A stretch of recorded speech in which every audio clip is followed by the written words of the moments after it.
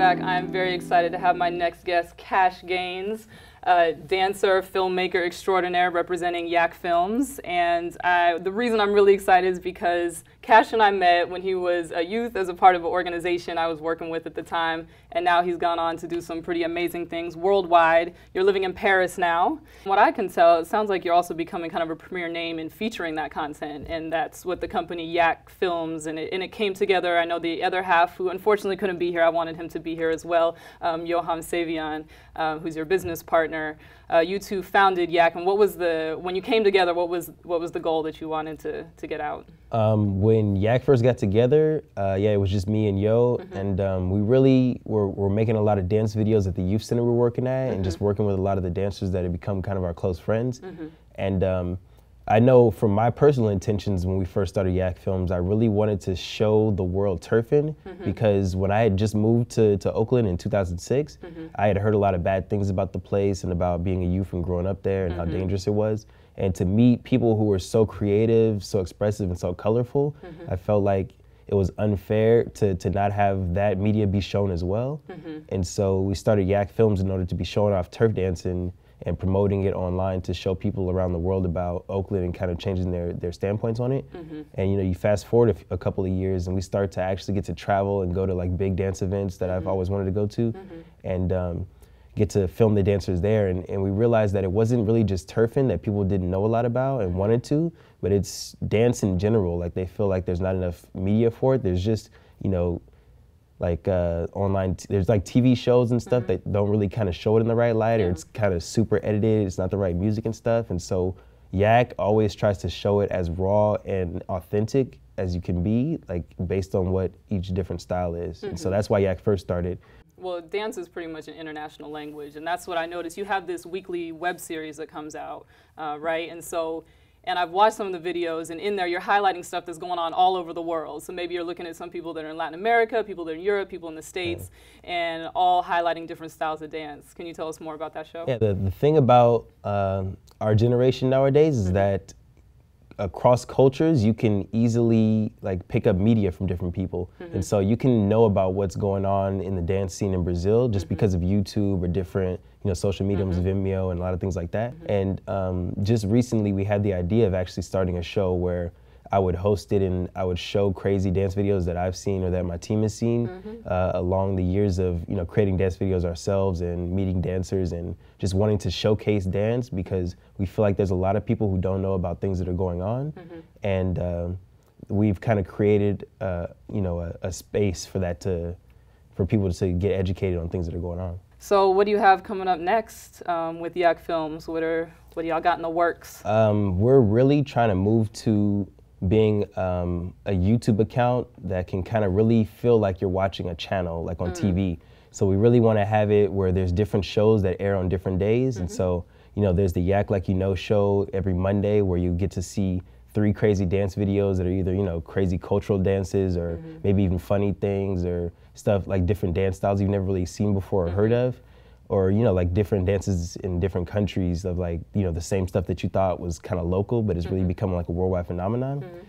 Every Tuesday and Thursday, we're trying to meet with different dancers who are kind of important in their own specific dance community, like, a very famous breaker, a famous new style dancer, or tectonic or whatever dance style, turfing, and have them get an opportunity to kind of teach what their dance style is online as kind of a tutorial. But it's a little bit different from conventional tutorials, which is like where a person teaches kind of the foundations of a dance style. This is a little bit more advanced, where you kind of already understand the foundations and you're learning a combo from that dancer who you've kind of idolized over the years watching YAK videos. And for you personally as a dancer, what has it been like, I guess, to be able to take your passion for something and kind of turn it into your life's work? Like what's been the process for, did you always go into it thinking like business minded, like I'm gonna make dance, my work? Or I think that in America, sometimes we get stuck in thinking that what you do like has to make you money or you're not gonna survive. And so a lot of people, like since a young age, like want to try and find something that's fun that can still make them millions. I've never really had that feeling when like me as a dancer, like I never wanted to make money from dance. I always thought of my dance as what I would do after work, you know, to release okay. steam or to, you know, really express myself. It's cool now that I'm able to still be a part of the dance community and get paid for it and get to travel like I've always wanted to. But I'm really, my job is to be the filmmaker, to be the researcher, and to showcase different dance styles to the world. But I'm always like really a dancer at heart. That's really cool, and I'm sure that comes through in your perspective and how you shoot things and host things. Because if you watch the videos, Kash is pretty lively, and you bring a lot of personality, a lot of passion for it, and I feel like that definitely shows through. So a staple that we have here at the show when we want to close things out is to get the guest's favorite inspirational quote, or just a quote that you happen to live by.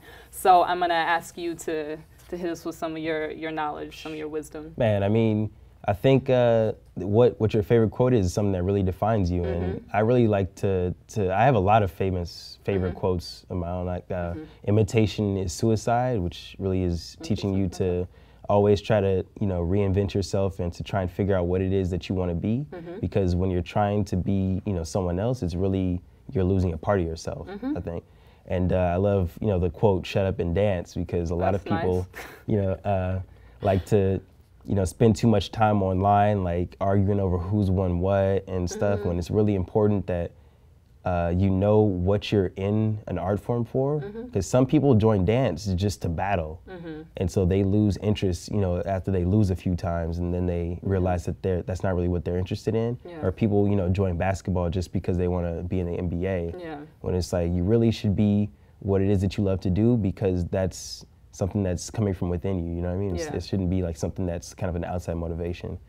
I love the quote, you know, accept one's flaws, because I think that our flaws are what really create our own style, because of the error that we make. And so like two people trying to do the same movement, one person does it wrong because of a million reasons why they do it wrong.